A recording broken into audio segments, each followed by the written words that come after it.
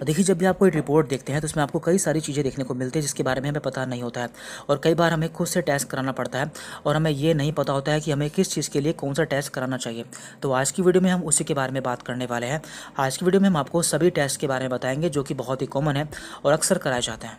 तो यहाँ पे हम केवल ऐसे टेस्ट के बारे में बात करने वाले हैं जो कि बहुत ही कॉमन है, जैसे कि शुगर के लिए, लीवर के लिए, किडनी के लिए आदि। तो यहाँ पे हमारा पहला टेस्ट है CBC। इसकी फुल फॉर्म होती है कंप्लीट ब्लड काउंट।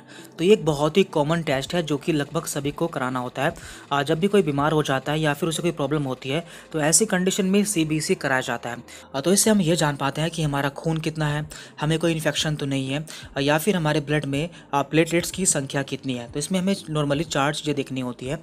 एक होता है इसमें हीमोग्लोबिन, एक होता है इसमें लिम्फोसाइट, इस्नोफिल एंड प्लेटलेट्स। तो हीमोग्लोबिन से हमें ये पता चलता है कि हमारे अंदर खून कितना है। लिम्फोसाइट से हमें ये पता चलता है कि हमारी बॉडी में कोई इन्फेक्शन तो नहीं है। इस्नोफिल से पता चलता है कि हमारी बॉडी में कोई एलर्जी तो नहीं है। एंड प्लेटलेट्स से हमें पता चलता है कि हमें डेंगू या फिर टाइफाइड तो नहीं है।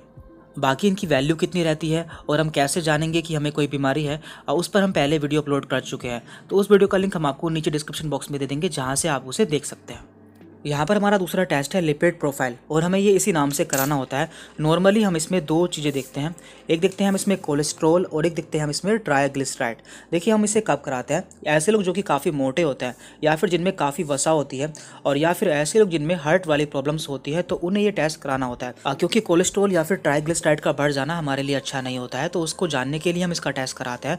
क्योंकि ये जो कोलेस्ट्रॉल होता है या फिर जो वसा होती है हमारी खून की नलिकाओं में जमा हो जाती है, जिससे हमें आगे दिक्कतें हो सकती है।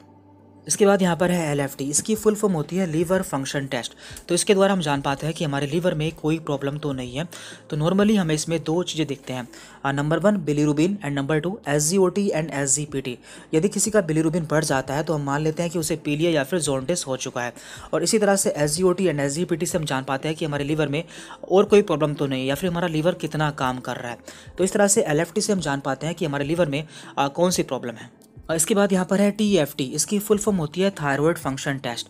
तो इस टेस्ट के द्वारा हम जान पाते हैं किसी को थायराइड तो नहीं है। देखिए, थायराइड 2 तरह का होता है, एक होता है हाइपर थायराइड और एक होता है हाइपोथायराइड।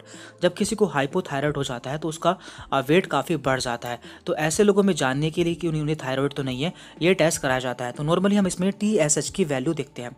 TSH एक हार्मोन होता है, इसकी फुल फॉर्म है थायराइड स्टिमुलेटिंग हार्मोन, जिसकी नॉर्मल वैल्यू होती है 0.55 से 4.78।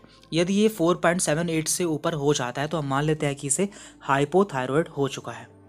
अब हम बात करते हैं शुगर टेस्ट के बारे में, यानी कि ऐसे लोग जिन्हें डायबिटीज़ या फिर शुगर होने की संभावना रहती है तो उनमें कौन से टेस्ट कराए जाते हैं।